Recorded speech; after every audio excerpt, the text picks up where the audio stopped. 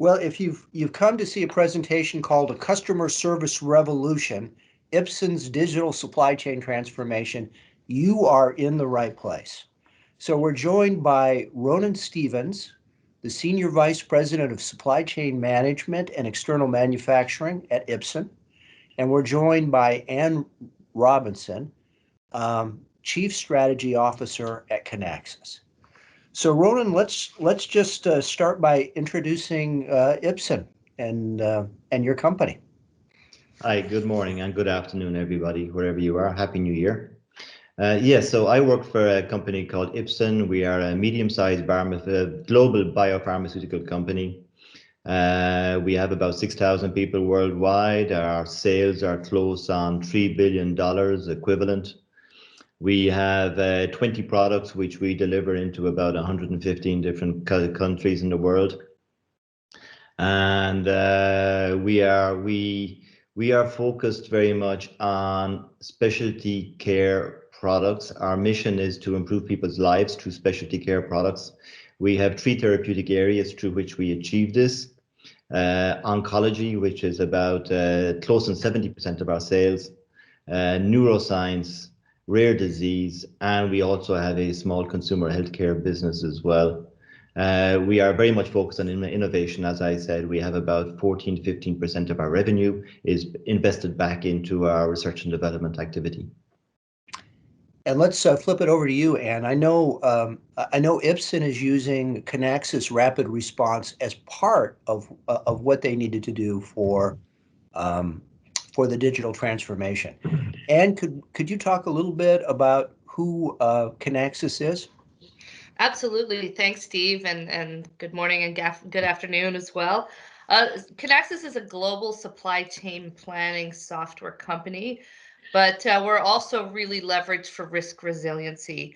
We have 7 key verticals that we focus on, one of which is life sciences, which is what's led to the relationship with Ipsen and Ronan, and about 10,000 users, more than 10,000 users globally. We've been around since the mid-'80s. And really the uniqueness we bring to the market is around our concurrent planning technique. And I think we'll talk about that a little bit later. Absolutely. That's going to be a follow-up question later on. So Ronan, at a high level, we now know who Ipsen is, but you're in charge of the supply chain. Could you talk a little bit more about the supply chain for Ipsen? And I guess you're not in charge, and your team is not in charge of all of the therapeutic areas. So, more specifically about the therapeutic areas where you run the supply chain. Sure. So Steve, just in terms of what we cover, what my team and myself cover, so I am the global head of supply chain. I have accountability for the overall supply chain. The consumer healthcare is operationally run by a colleague of mine. He uses the same supply chain processes that we build for the rest of the business, but that's the only part of the business that's really excluded from my scope of responsibility and my team's scope of responsibility. So our scope of responsibility is specialty care products, all specialty care products. Now, those of you who are familiar with the pharma supply chain, there's 2 things I'd like to call out. One is the nature of these products. So the products are in oncology.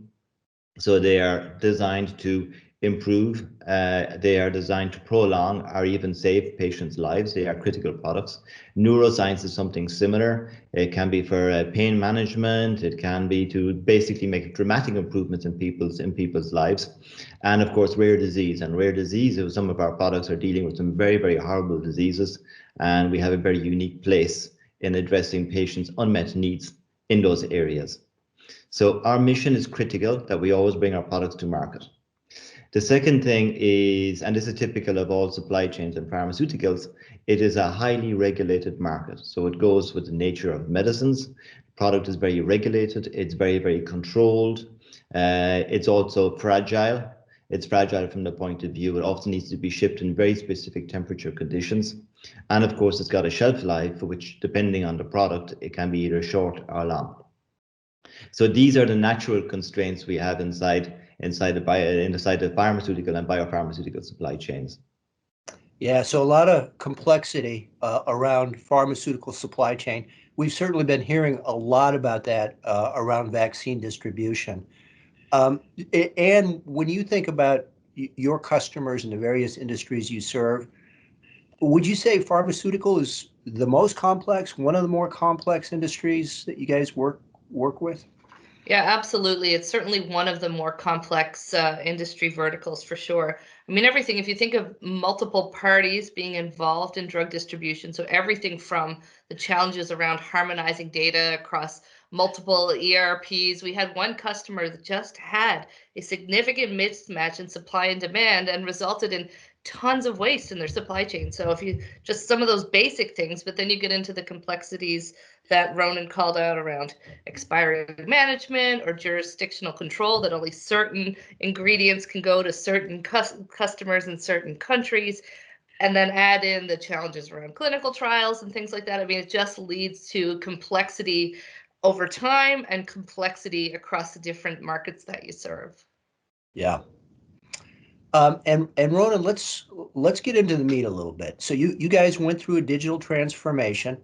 Can you sort of take us back to the beginning and tell us what the driver was and sort of walk us through the timeline of what you did? Sure. So I would start the timeline back about 4 years ago, 2016, 2017, 4 years ago now. And we were looking at our business at that point in time. And already at that point in time, we had a pretty good service level into our countries. It was not an issue. We felt that we were in the top quartile.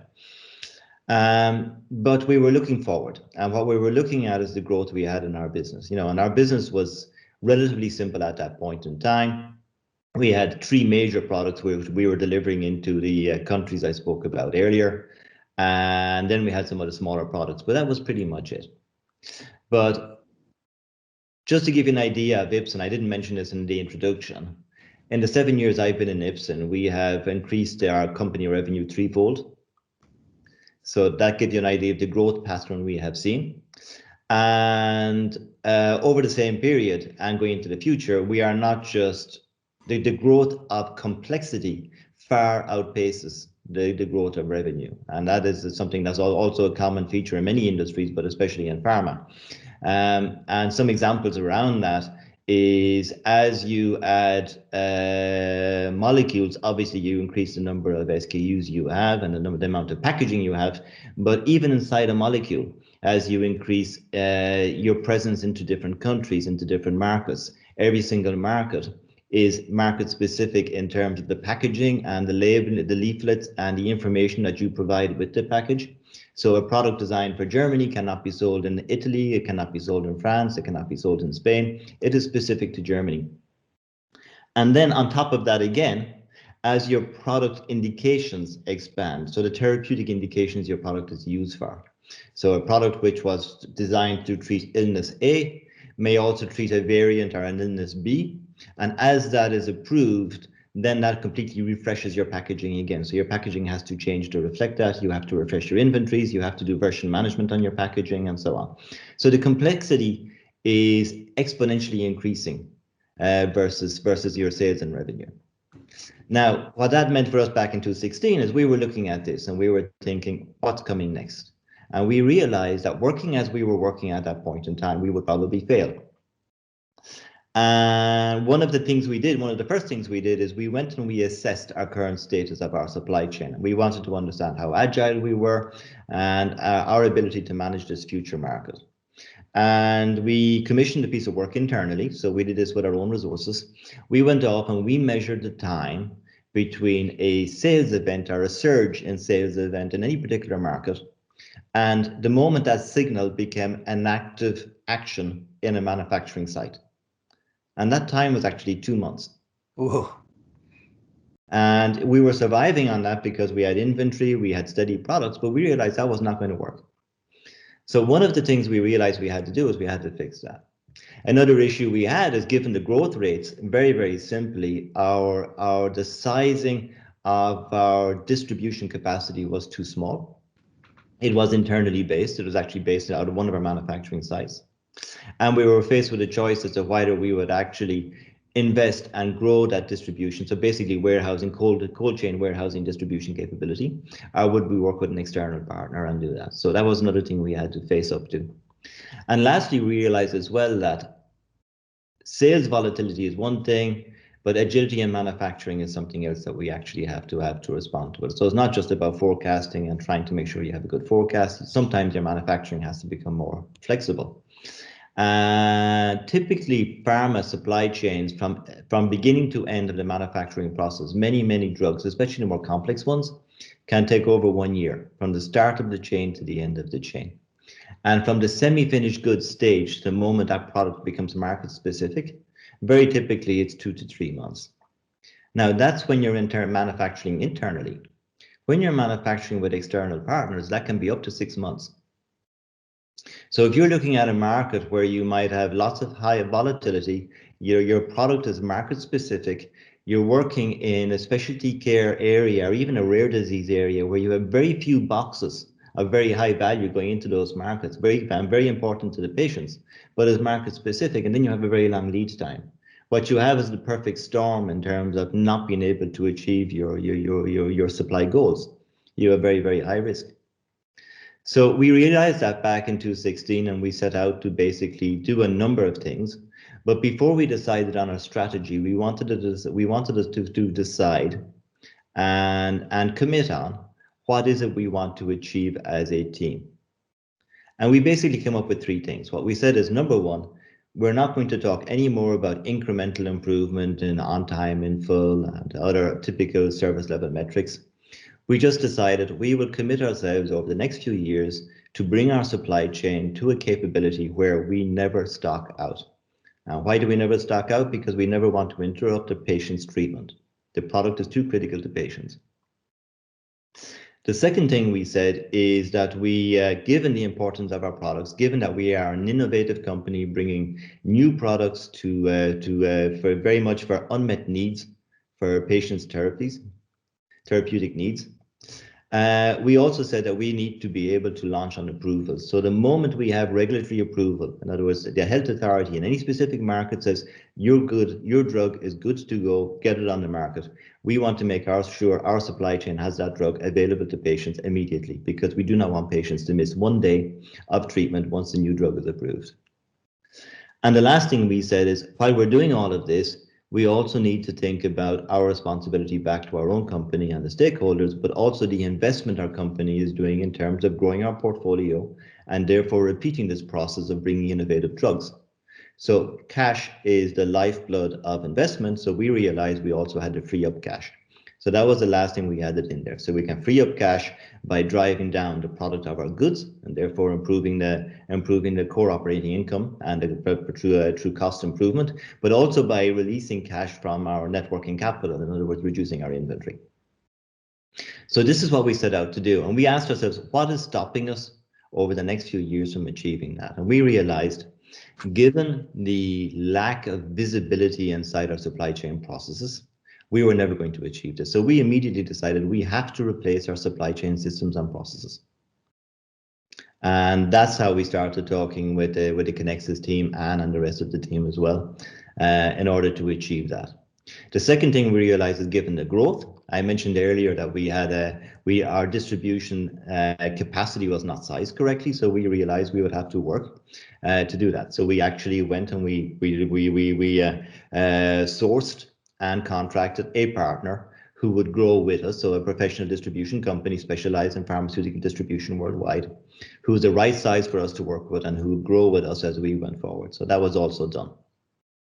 And lastly, we came to how do we manage this problem of volatility on specialty care, low volume specialty care products, and very long lead times for manufacturing. And we realized we had to decouple the manufacturing process, so the semi-finished goods manufacturing process, from the rest of the manufacturing chain, especially for the products that are manufactured externally with the very long lead times.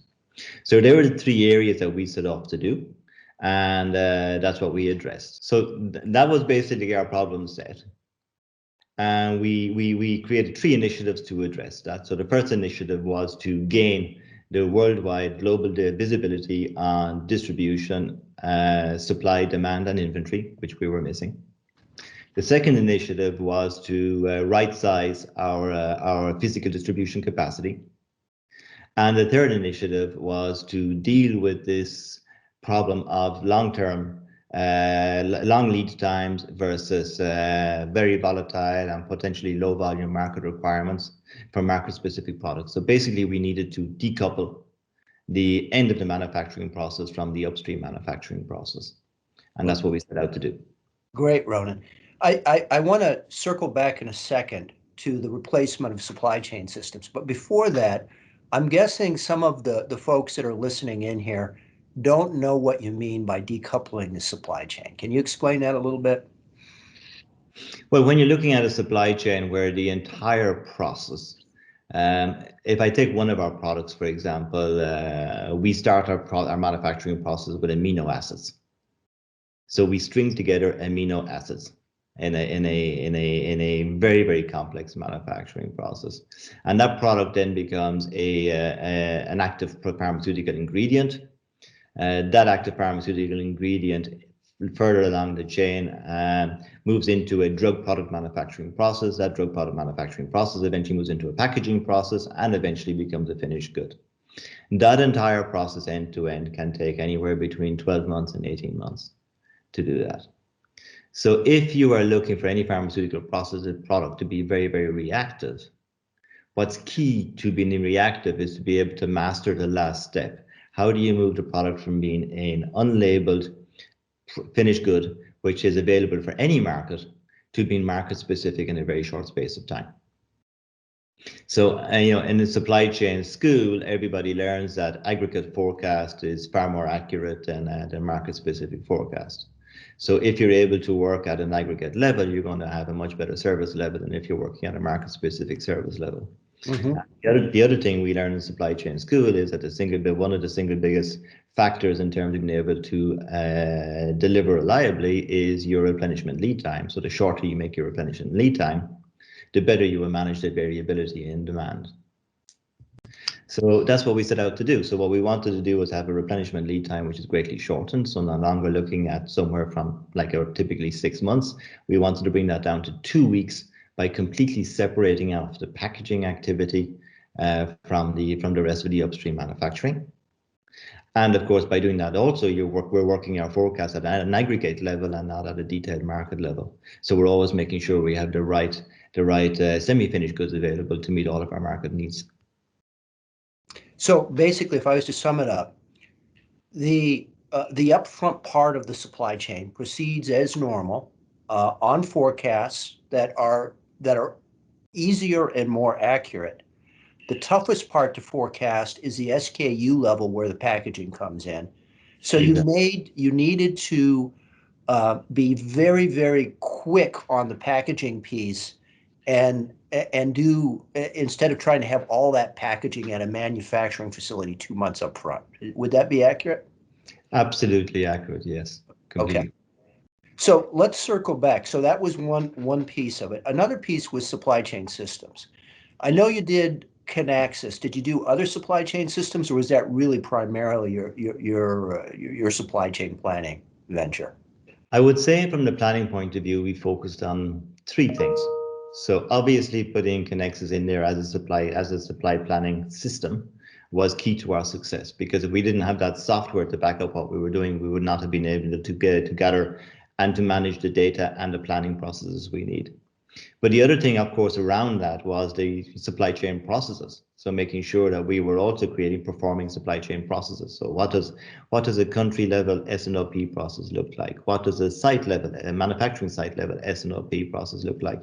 And what does an end-to-end S&OP process look like as we pull the whole thing together into a full demand, supply, and overall executive S&OP process? We had to rebuild all of those. What are the good practices around which are suitable for our business of setting safety stocks? How do you define your stock policies, taking into account your safety stocks, your cycle stocks, your stocks, and then in transit and so on, and make sure that we had a common definition across the entire company of that. How do we manage all of our data? So data sets, managing data becomes a major issue. So we had to create the processes around that as well. So that's the second thing. And the third thing we had to do then was also look at our current ERP, our overarching ERP system, which is SAP, and make sure that we were tweaking the installation, the implementation of the current SAP system to make it work better with rapid response and to make it work better with our processes. So they were kind of the three focus areas. We Okay. put together and we did the overall program. We named it. We called it Speed, and we mobilized about 150 people in the organization to make it happen. Beautiful. And so what led you to pick Kinaxis as opposed to other supply chain planning vendors? Okay. So obviously, I mean, we have Anne from Kinaxis, so we'll talk about Kinaxis, but I won't give the names of the other partners. We were very much looking to have a partner who would be able to cover all of our supply chain planning capabilities. We wanted them to be excellent in supply planning, in demand planning, and also to be able to facilitate an overall S&OP process. This was key to our requirement.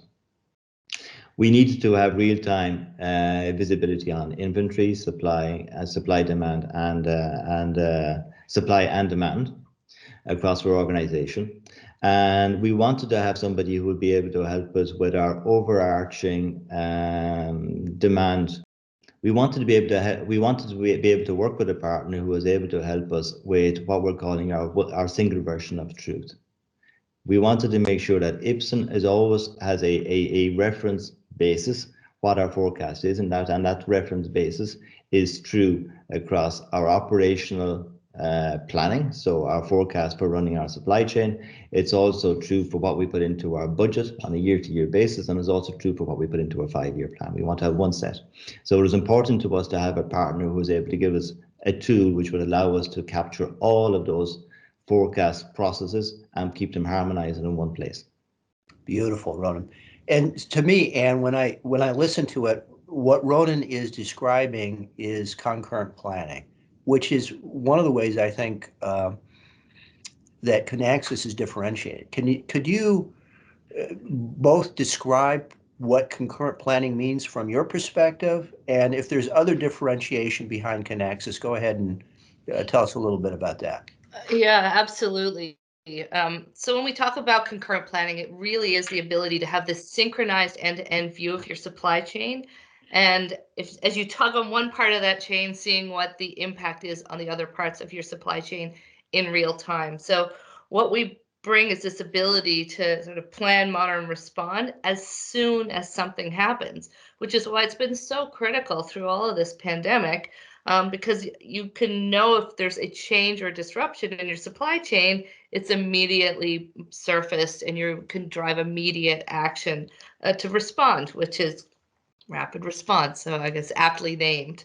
I did want to call out one thing, and Ronan and I have had quite a number of conversations. I think one of the reasons this handshake between Rapid Response, Kinaxis, and Ipsen has worked so well, and the partnership has been so strong at standing it up, is Ronan and team's awareness that it's not a lift and shift of existing processes, recognizing that this is a new way to plan, that this is a new way to look at your demand planning, supply planning, and really from a network perspective. Because if you just try and repeat what you've always done with a new tool, you're not going to realize the benefits and the value. And by tackling and saying, okay, we're going to look at things differently. We have this priority around a harmonized view of the truth.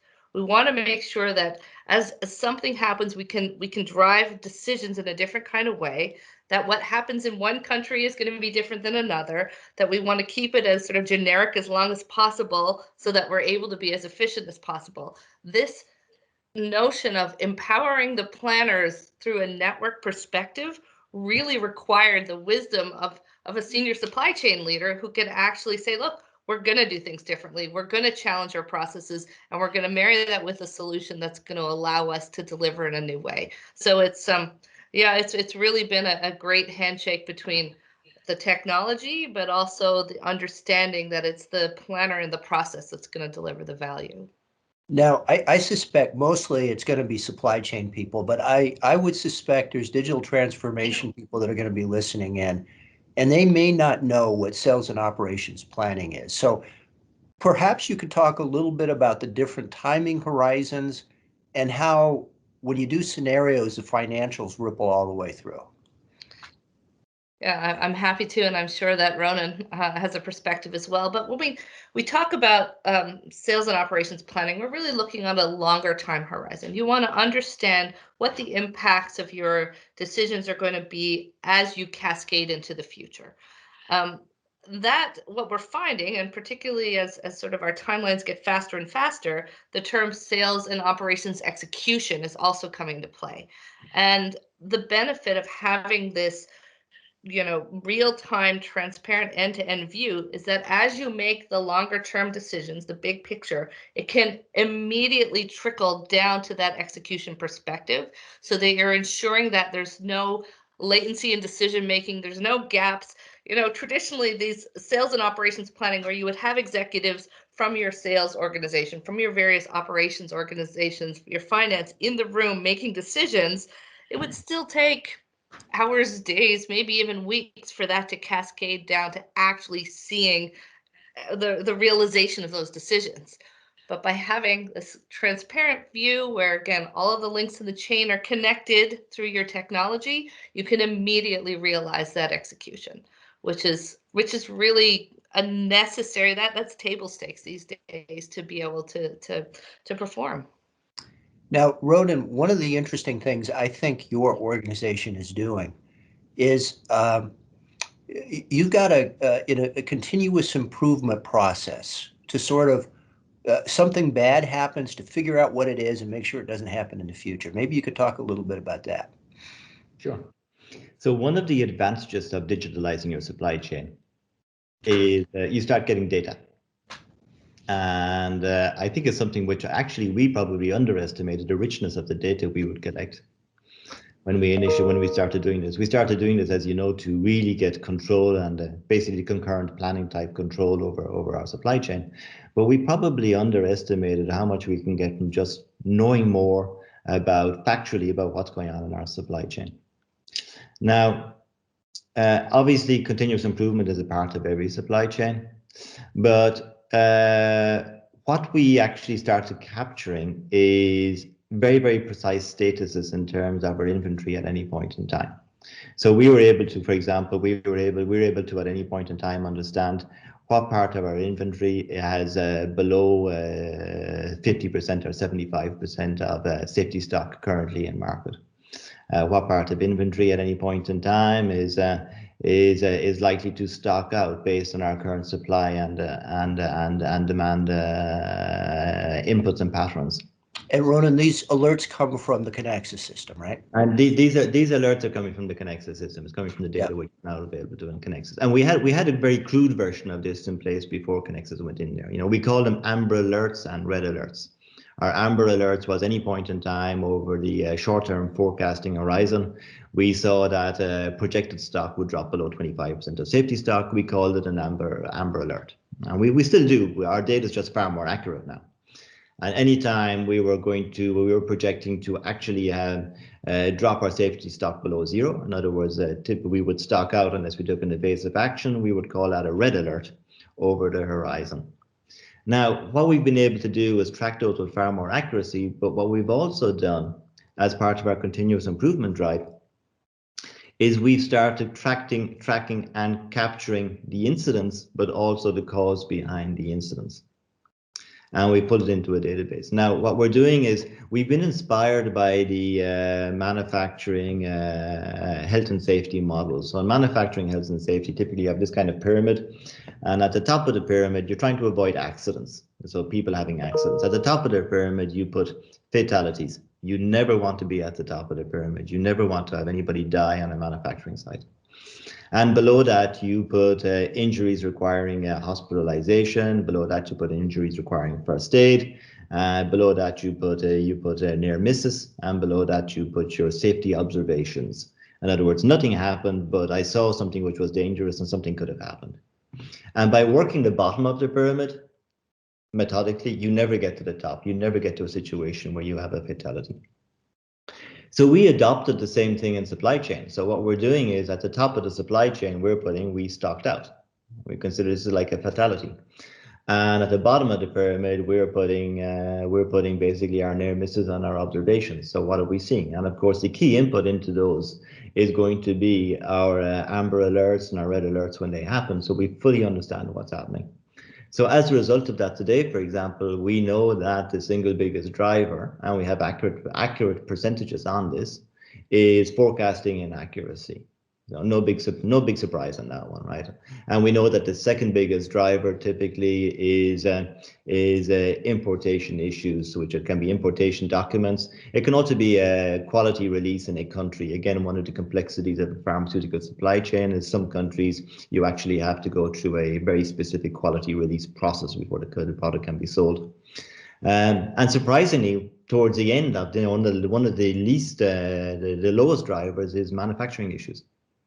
So having that kind of data actually gives you a lot of power with the stakeholders who are outside supply chains. So you get to create a burning platform and pull in people into conversations where suddenly you're not just saying there's an issue in your area, we need to fix it.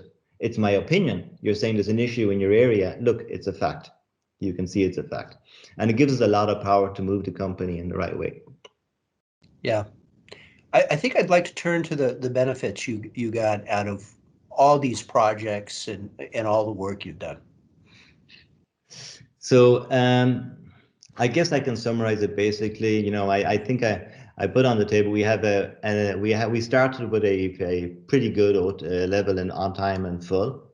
It's our secondary metric, so we measure it all the time to understand if we're influencing the supply chain upwards or downwards at any point in time. That has actually reached a level which is top quartile right now, as measured by an external benchmarking company. So we're pretty proud of that. Our key goal was to be a non-stock out capable supply chain. We're still on that journey, to be quite honest. You know, we're getting there, and it's something we were hoping to have achieved that journey sometime during this year. But to give you an idea of how far we've gone since 2016, we've reduced the number of stock out incidents by 75%.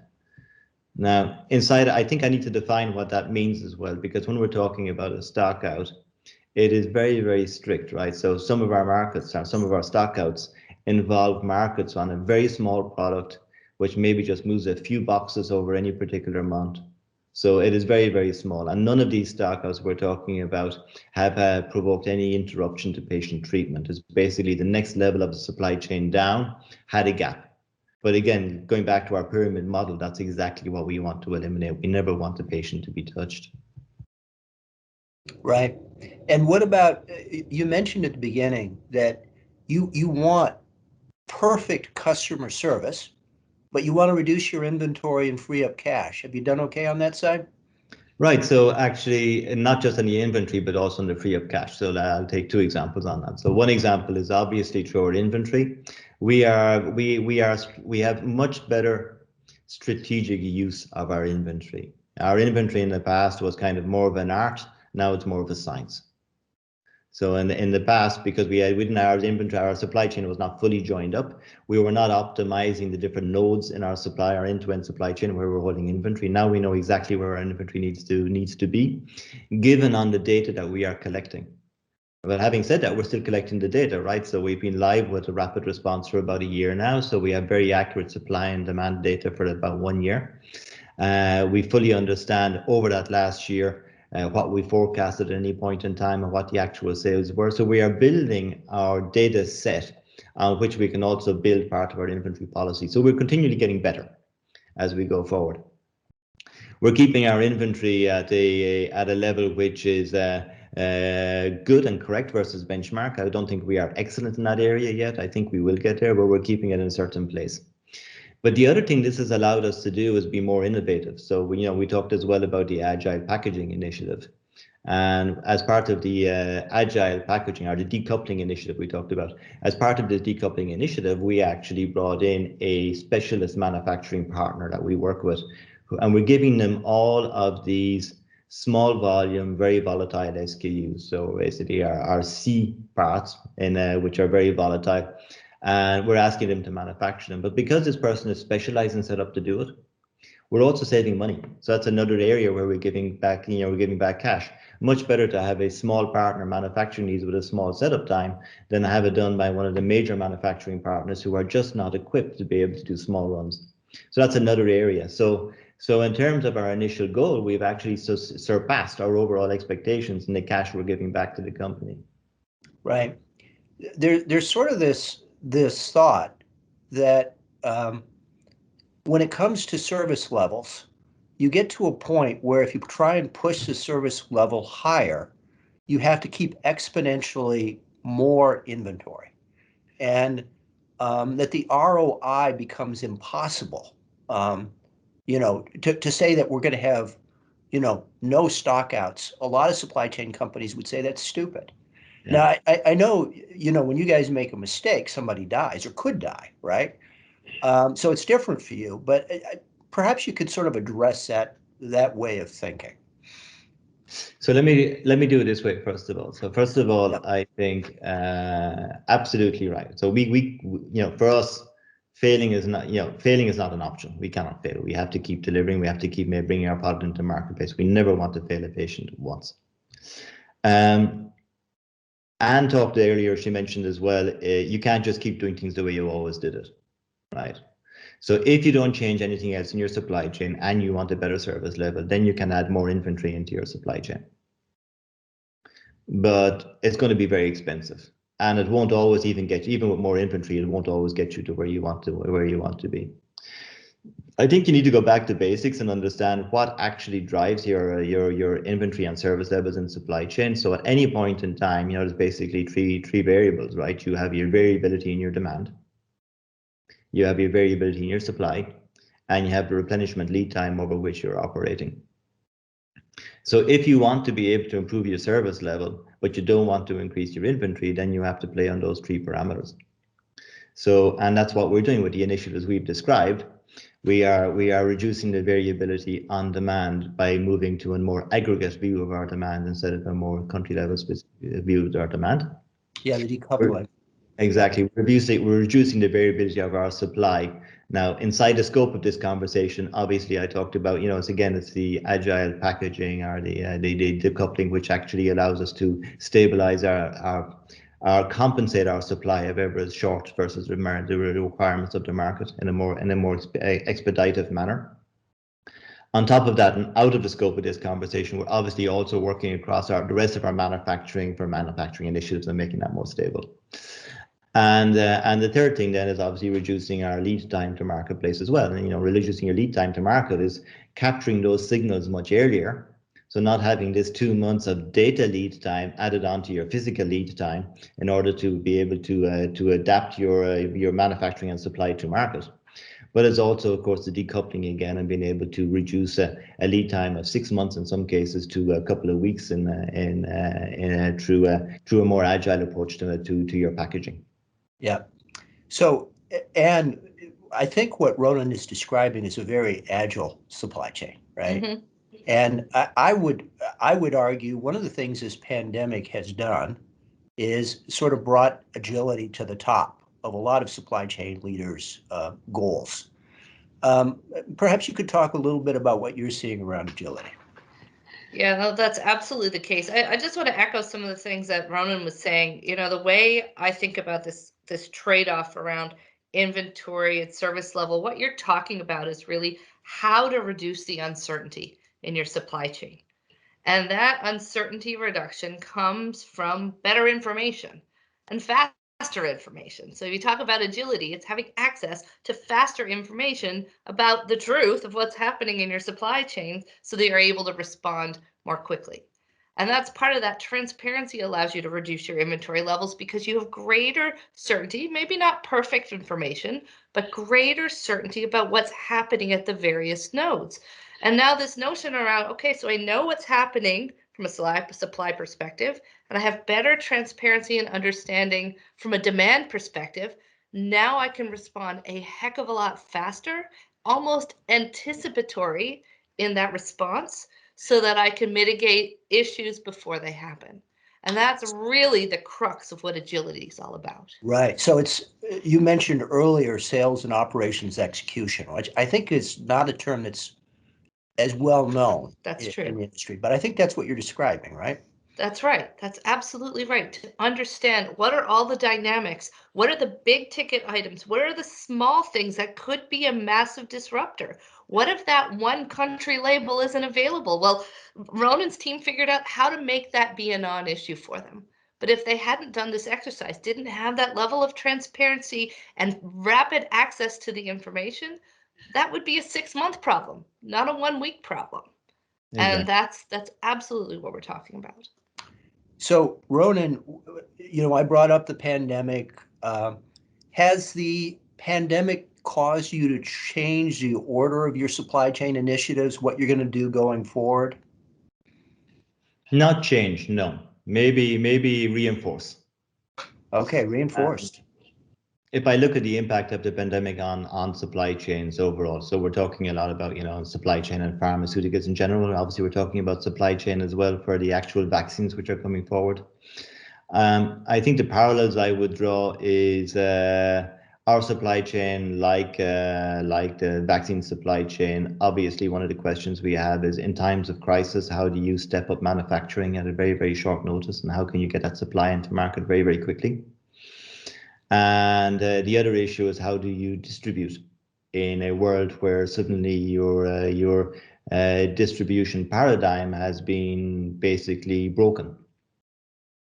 And we've been through both of those as part of COVID. So we've been in an issue where we have uncertainty in terms of our manufacturing capability, because first of all, we see huge spikes in sales as people anticipated the waves of COVID.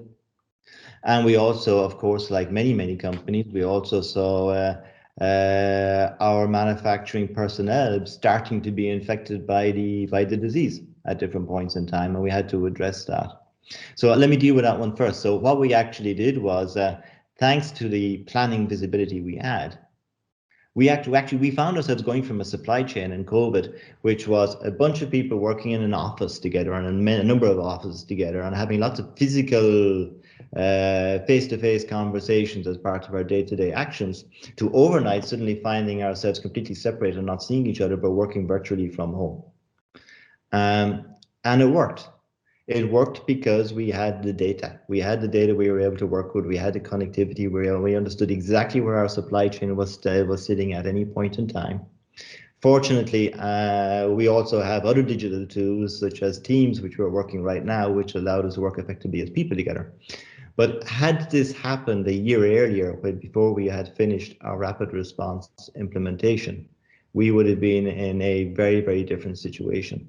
So having this data and being able to understand, even working at a distance, where our inventories are, where our demand is, where our supply is, in every single market across every single SKU, gave us a level of granularity which allowed us to actually be in this situation and be relatively serene in the way we were. So as our manufacturing sites became impacted by the illness itself, we were actually able to make a tactical decision and say, rather than try to keep fighting through the manufacturing despite people being sick, why don't we do something? Why don't we just pick a moment and shut down our manufacturing, send everybody home for a couple of weeks, and those who are still healthy, they can come back then and we have a completely clean manufacturing site with nobody infected. And we were able to do that serenely because we knew what our market demand was, even though it was very volatile. We knew what supply we had in the marketplace, and we knew what inventories we had in the marketplace. So we were able to pick our moment. We were able to strategically decide in our last few days of manufacturing which markets do we want to prioritize, how do we get product in there, and so on. Get that done, and we were able to get through the COVID crisis with absolutely no interruption in our supply chain. Remarkable. And do you have any final thoughts? My big one these days is that supply chain has never been more top of mind for senior leaders.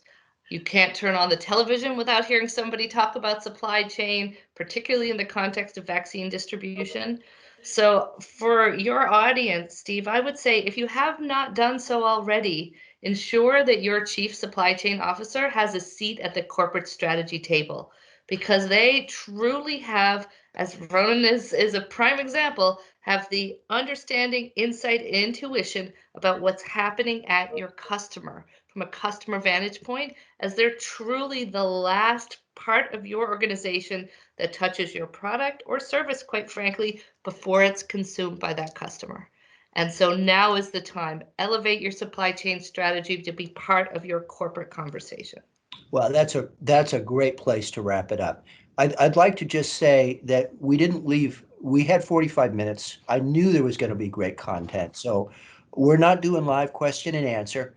But please forward your emails to either Ann or me. And for Ronan, we'll go ahead and forward those, any questions you have to him. And my email is sbanker, Banker, at arcweb.com, ARCWEB. And maybe you want to quickly give yours. Absolutely. It's A Robinson, ROBINSON, at Kinaxis, KINAXIS.com. And I would like to thank everyone for taking the time to listen in. And I would like to applaud Ann and Ronan for great content. Thank you very much. Thank you. Thank you.